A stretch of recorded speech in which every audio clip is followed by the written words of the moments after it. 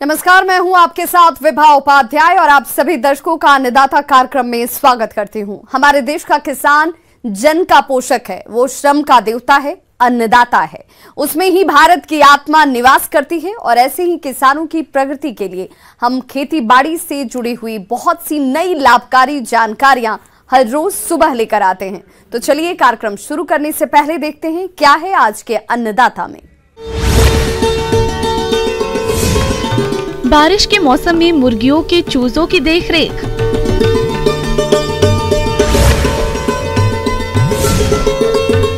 गेंदा की फसल लगाएं, अच्छा लाभ कमाएं।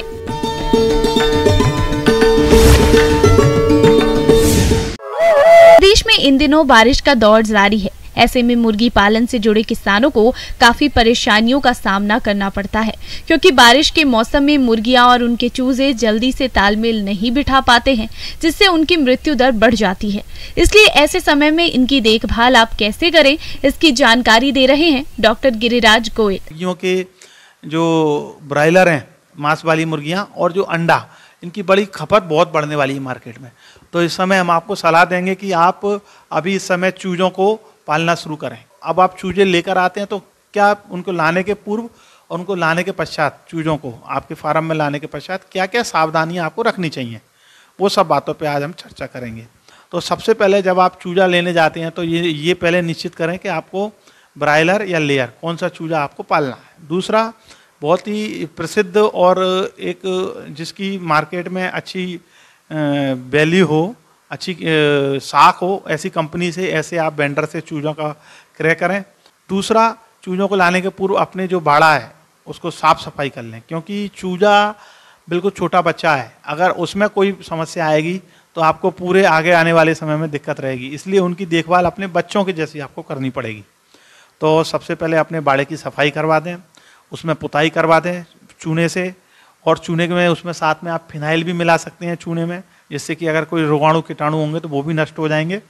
उसके बाद में अपने बाड़े में, जो मुर्गियों का बाड़ा है, उसमें बुरादा बिछा दें चूजों को लाने के करीब 3 दिन पहले, और रोज उसको बुरादे को पलटते रहें, जिससे कि वो थोड़ा सूखा हो जाए, क्योंकि चूंकि अभी बरसात का समय चल रहा है।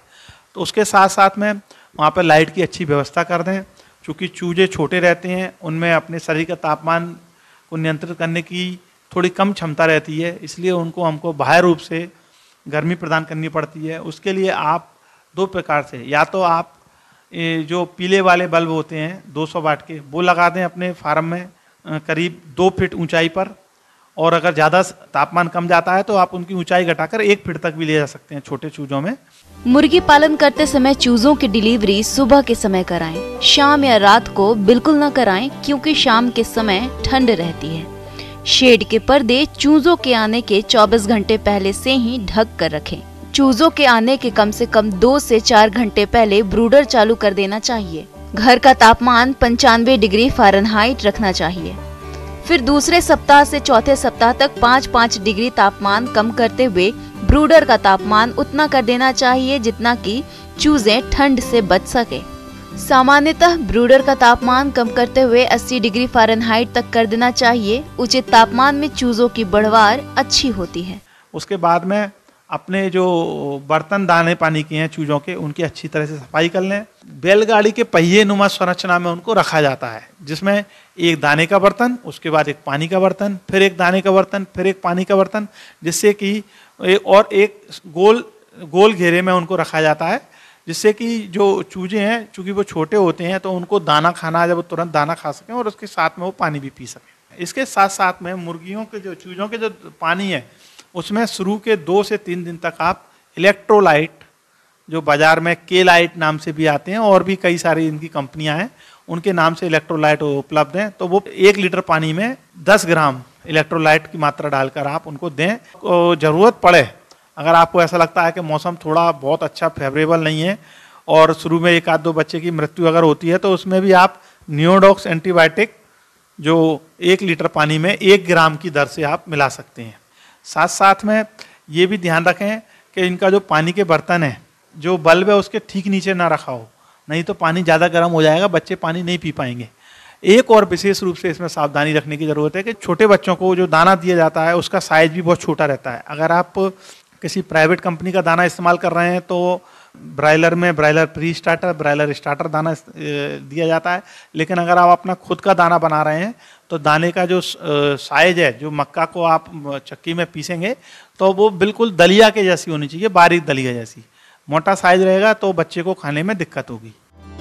मुर्गी पालक भाइयों को प्राइवेट हेचरी से पहले दिन के चूजों को खरीदते समय यह ध्यान रखना चाहिए कि मैरेक्स बीमारी का टीका लगा होना चाहिए। अगर टीकाकरण नहीं किया गया है तो पहले दिन के चूजे में मैरेक्स टीकाकरण 1 दिन पर, रानीखेत F1 स्ट्रेन टीका 2 से 7 दिन पर, गंबोरो टीका 13 से 17 दिन की उम्र पर टीका देना चाहिए।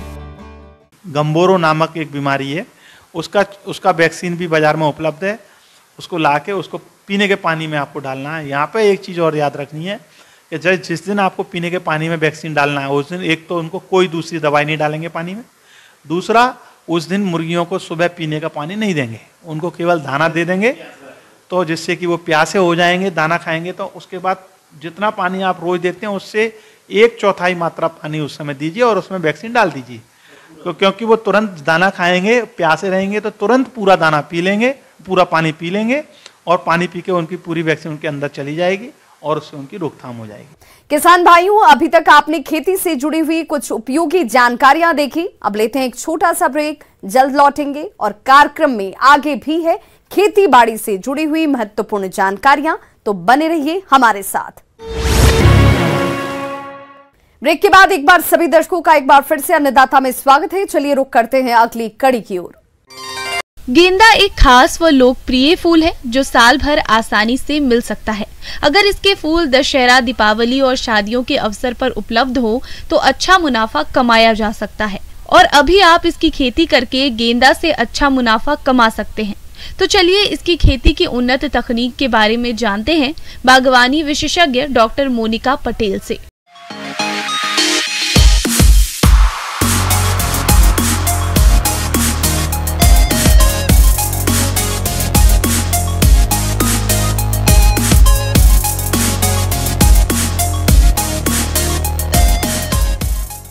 अभी जो है मैरीगोल्ड, जिसको गेंदा फूल बोलते हैं, अंग्रेजी में मैरीगोल्ड बोल रहे हैं, उसको हम खेती करने का बहुत उपयुक्त समय है। और अभी का जो समय है वो है जो बारिश का समय है, ये है मैरीगोल्ड के खेती के लिए बहुत ही उपयुक्त समय। और साइंटिस्ट बताते हैं कि ये जो मैरीगोल्ड बारिश का सीज़न है सबसे ज़्यादा इसका आय है। भारत में इसकी खेती कहीं भी की जा सकती है। इसकी खेती के लिए शीतोष्ण और समशीतोष्ण जलवायु उपयुक्त होता है। 14 से 28 डिग्री तापमान फूलों की बढ़ोतरी और गुणवत्ता के लिए अच्छा माना जाता है।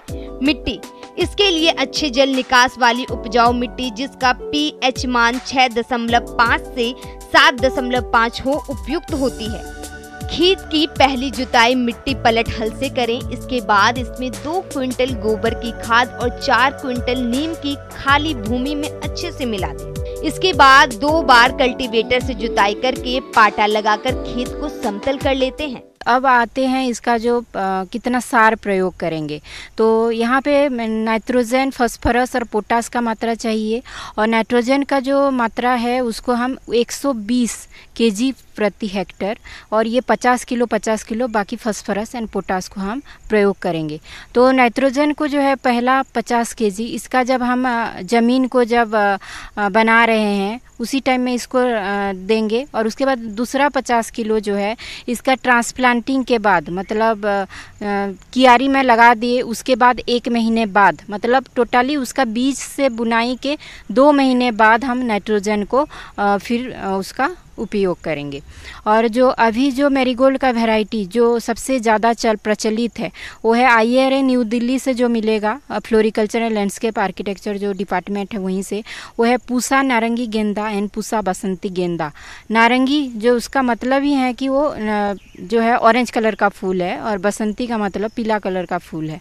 वो जो ये दोनों ही अफ्रीकन मैरीगोल्ड का सबसे पॉपुलर वेराइटीज़ है। इसके अलावा रस्टी रेड बोल के एक वेराइटी है, सुसाना है, वालेंसिया है, जो कि फ्रेंच मैरीगोल्ड का वेराइटी है।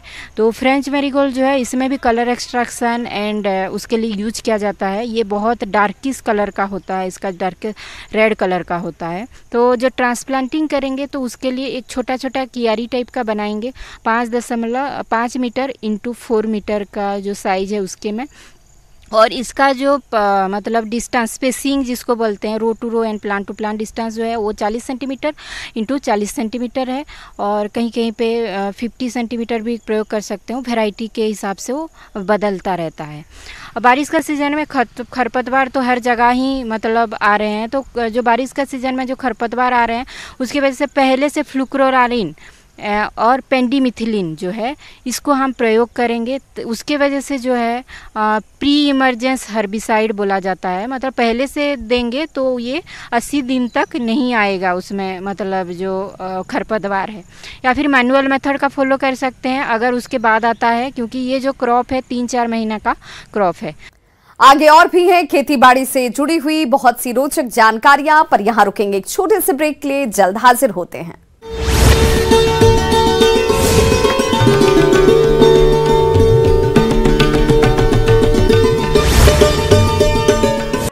ब्रेक के बाद एक बार फिर से आप सभी दर्शकों का अन्नदाता कार्यक्रम में स्वागत है। बढ़ते हैं अपनी अगली प्रस्तुति की ओर। अपने प्रदेश में दिनों दिन सिंचाई जल की कमी होती जा रही है, इसलिए पशुपालन पर काफी जोर दिया जा रहा है। ऐसे में किसानों के लिए जरूरी हो जाता है कि पशुओं के आहार के लिए कम पानी में उगने वाले चारे की फसलें लगाई जाएं, जिसमें नेपियर घास एक अच्छा विकल्प है। तो आप इसकी उन्नतशील किस्मों का चयन कर खेत की तैयारी करते हुए वैज्ञानिक तकनीक से रोपाई कैसे करें, इसकी जानकारी दे रहे हैं विषय विशेषज्ञ भागवत प्रसाद पांडे। नेपियर घास एक बहुवर्षीय घास है जो कि आपको एक बार लगाना है और 5 से 7 साल तक आपको लगातार हरा चारा पाना है।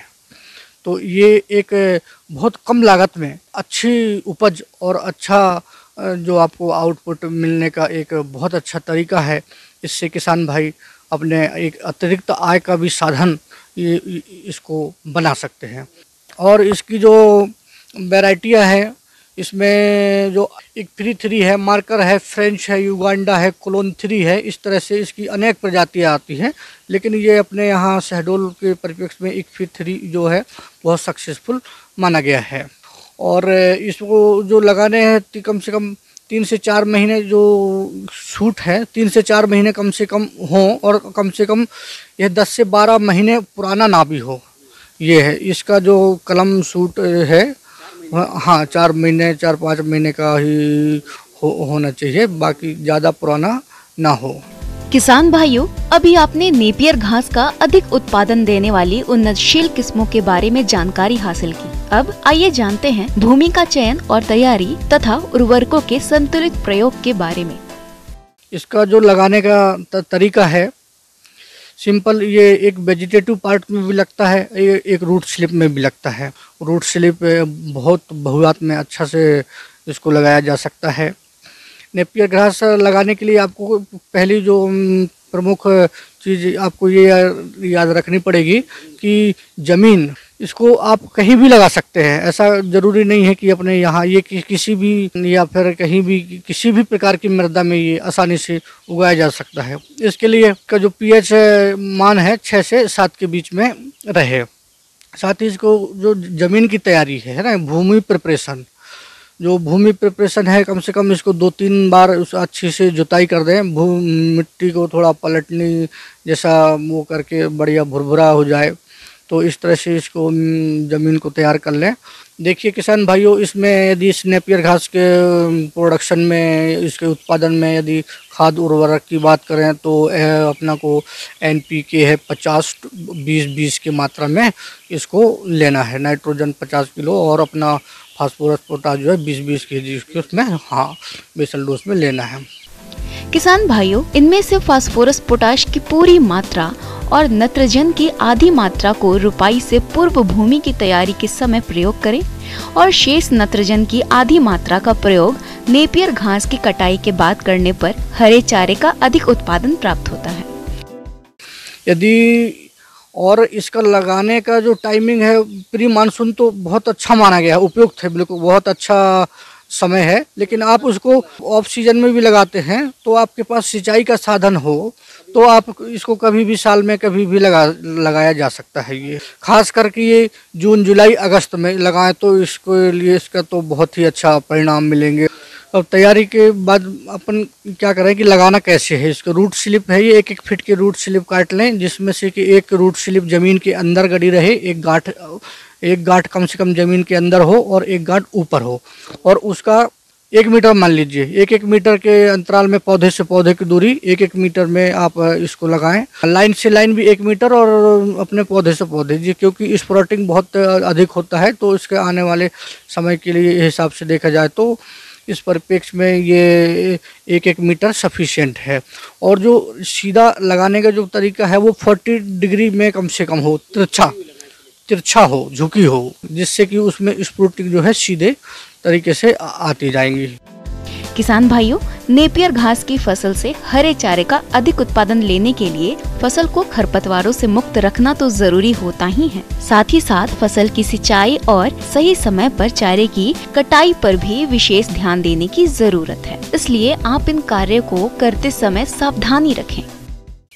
अब रही बात जो है इसकी निंदाई है, निंदाई 3 से 4 सप्ताह में कर देना चाहिए, जिससे कि गाजर घास है या कुछ लेंटाना है, ये इस तरह से कुछ खरपतवार जैसा आ जाते हैं, तो इन सबको बीच बीच में निकालते रहना चाहिए, जिससे कि उनका ग्रोथ जो है ऑटोमेटिकली बहुत अच्छा से होता रहेगा। देखिए किसान भाइयों, अब बात आती है कि जल प्रबंधन। इसमें जल प्रबंधन कैसे करें?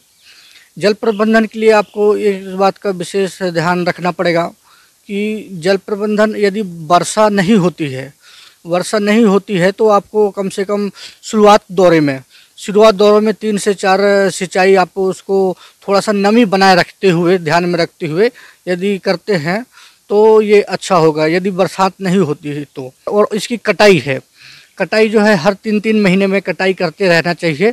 उसको कम से कम ये जो है कि 2 फीट नीचे छोड़कर ही इसकी कटाई करते रहें, तो इससे कम से कम प्रोडक्शन 200 से 400 कुंटल उपज आपको निश्चित तौर पर मिलना तय है। किसान भाई ये क्या करते हैं कि इसको जो ये पत्तियां हैं, मुख्य रूप से उसमें एक ऑक्जेलिक एसिड का नामक अम्ल पाया जाता है, जिससे कि वो दुधारू पशुओं को, भैंसों को, इनकी दूध बढ़ाने की क्षमता का कार्य करता है।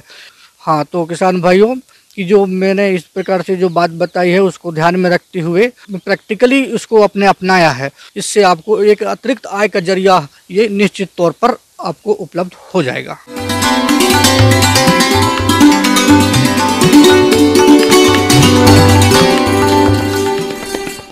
अन्नदाता हेल्पलाइन निःशुल्क फोन संपर्क सेवा के माध्यम से आपके द्वारा पूछे गए प्रश्नों में से 1 या 2 महत्वपूर्ण प्रश्न को हम अपने कार्यक्रम में शामिल करते हैं, और इसी के तहत आज किसान का सवाल और उनका जवाब इस प्रकार से है। अन्नदाता निःशुल्क फोन संपर्क सेवा के माध्यम से पूछे गए प्रश्नों में से आज हमने जिस प्रश्न को कार्यक्रम में शामिल किया है उसे पूछा है ग्राम खेरिया, जिला दमोह के कृषक सुरेंद्र माली ने।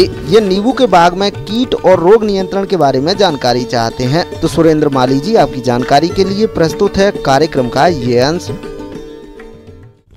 नमस्कार किसान भाइयों, बारिश का जो ऋतु प्रारंभ हो गया है, इस ऋतु में जो नींबू वर्गीय जो पौधे हैं उनमें सबसे ज़्यादा समस्या आती है वो कैंकर रोग की आती है।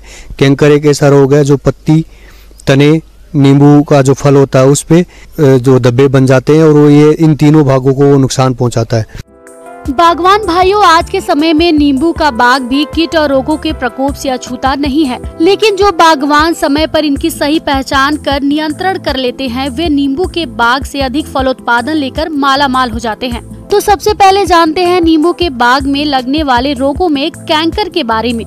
नींबू का कैंकर रोग मुख्यतः नींबू की पत्तियों, टहनियों एवं फलों को प्रभावित करता है। भागों में छोटे छोटे पीले धब्बे बनते हैं जो बाद में भूरे एवं खुरदुरे हो जाते हैं, जिससे पत्तियां भोजन नहीं बना पाती और फलों को क्वालिटी खराब हो जाती है और ऐसे फलों का बाजार में कोई मूल्य नहीं मिलता है। किसान भाइयों, किसी रोग का सही नियंत्रण करने के लिए सबसे पहले उसकी सही पहचान होना जरूरी है, तभी आप सही दवा को लेकर छिड़काव करके नियंत्रण कर पाएंगे। तो चलिए जानते हैं नींबू में लगने वाले रोग की रोकथाम के बारे में। इसकी पहचान के लक्षण हैं, जो कैंकर के जो धब्बे होते हैं वो भूरे मटमेले रंग के होते हैं और चारों उभरे हुए होते हैं तथा चारों तरफ से वो पीले रंग के आवरण से वो घिरे हुए होते हैं। तो इस रोग के प्रबंधन के लिए किसान भाई है वो कॉपर ऑक्सीक्लोराइड 3 ग्राम, साथ में एंटीबायोटिक जैसे कसूगामाइसिन 1 मिली प्रति लीटर के हिसाब से वो है उसका मिश्रण बना के है वो जो है उसका छिड़काव किया जा सकता है। तो ये एक जो बैक्टीरियल डिजीज है उसका प्रबंधन है किसान भाई है आसानी से कर सकते हैं। जो कीट है या बीमारियां हैं उनमें सबसे प्रमुख है नींबू वर्गीय जो पौधे होते हैं उसमें थ्रिप्स एक छोटा रस चूसने वाला कीड़ा होता है जो पत्तियों का रस चूस के है वो नुकसान पहुंचाता है। तो इस कीट के प्रबंधन के लिए किसान भाई है वो फिप्रोनिल 5 SC 1 ml प्रति लीटर के हिसाब से घोल बना के वो छिड़काव कर सकते हैं। इसके अलावा अन्य जो कीट हैं उसमें है लीफ माइनर या पर्णसुरंगी की कीट बोलते हैं। पर्णसुरंगी की कीट है वो पत्तियों के अंदर अपने अंडे देता है, उससे उसका जो लार्वा निकल के है वो पत्तियों के अंदर सुराग बनाता है। तो उससे जो पत्तियां हैं वो सिल्वर के रंग की हो जाती है और उसका जो क्लोरोफिल है या हर्ट लेवल का वो खत्म हो जाता है, जिससे उसके प्रकाश संश्लेषण की जो क्षमता है वो कम हो जाती है और कई बार जो अधिक प्रकोप होता है तो उससे पत्तियां वो गिर भी जाती है। तो इस कीट के प्रबंधन के लिए किसान भाई फिप्रोनिल 5 जो SC है 1 ml प्रति लीटर के हिसाब से या लेमडासाई हेलोथ्रीन है 1 ml प्रति लीटर के हिसाब से जो है घोल बना के है उसका स्प्रे है वो किया जा सकता है। नींबू की तितली, यह कीट सूढ़ी अवस्था में पत्तियों को खाकर पौधों को नुकसान पहुंचाती हैं। एक वर्ष में इस कीट की 3 से 5 पीढ़ियां पाई जाती हैं, जो कि हर समय अधिक सक्रिय रहती हैं। वही इस कीट से अधिक प्रभावित पत्तियों एवं शाखाओं को तोड़कर नष्ट कर देना चाहिए। वो है लेमन बटरफ्लाई। लेमन बटरफ्लाई है वो एक दिखने में खूबसूरत एक तितली होती है जो अंडे देती है, उससे उसके एक हरे रंग की जो लट पैदा होती है। प्रारंभ में वो लट है वो काले भूरे व सफ़ेद रंग की होती है और मटमैला रंग ली हुई होती है। तो वो जो पत्तियों को कुतर के नुकसान पहुंचाती है। बाद में उस जो लट है उसका रंग है वो परिवर्तित हो जाता है और वो दिखने में हरे रंग की हो जाती है तथा आकार में भी वो मोटी हो जाती है। तो ये जो कीट की अवस्थाएं हैं वो पत्तियों को कुतर के है वो पत्तियां खा जाती है, जिससे अगर कीट का प्रकोप अगर कई बार बहुत ज़्यादा होता है तो पूरे जो नींबू की पत्तियां वो भी ये कीट है वो खा जाता है। तो इस कीट के प्रबंधन के लिए किसान भाई है वो नीम ऑयल का भी इस्तेमाल कर सकते हैं। नीम ऑयल है वो 5 ml प्रति लीटर के हिसाब से छिड़काव कर सकते हैं, या जो प्रोफेनोफोस है प्रोफेनोफोस 1 ml प्रति लीटर के हिसाब से है उसका भी छिड़काव किया जा सकता है।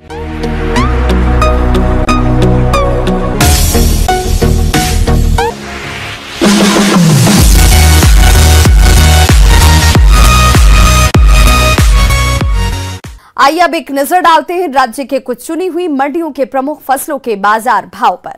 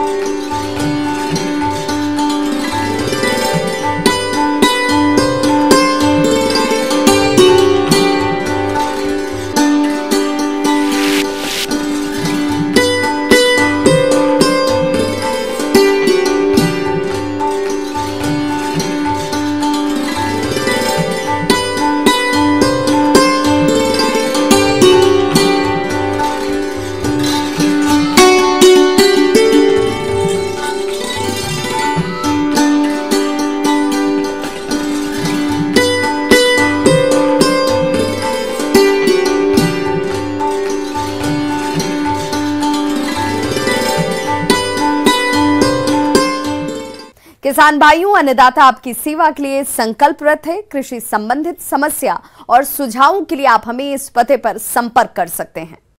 प्रोड्यूसर अन्नदाता, news 18 Madhya Pradesh Chhattisgarh, Ramoji film city Hyderabad 501512। साथ ही आप हमें ईमेल भी कर सकते हैं। हमारा ईमेल एड्रेस है p18annadatamp@nw18.com। इसके अतिरिक्त आप हमें निःशुल्क हेल्पलाइन नंबर 180088922163 पर सोमवार से शनिवार सुबह 10 बजे से शाम 4 बजे के बीच संपर्क भी कर सकते हैं। किसान भाइयों, अब समय हो रहा है आपसे विदा लेने का, तो हमारी अन्नदाता टीम को दीजिए इजाजत। कल फिर से होगी आपसे मुलाकात कृषि संबंधित कुछ और महत्वपूर्ण जानकारियों के साथ। नमस्कार।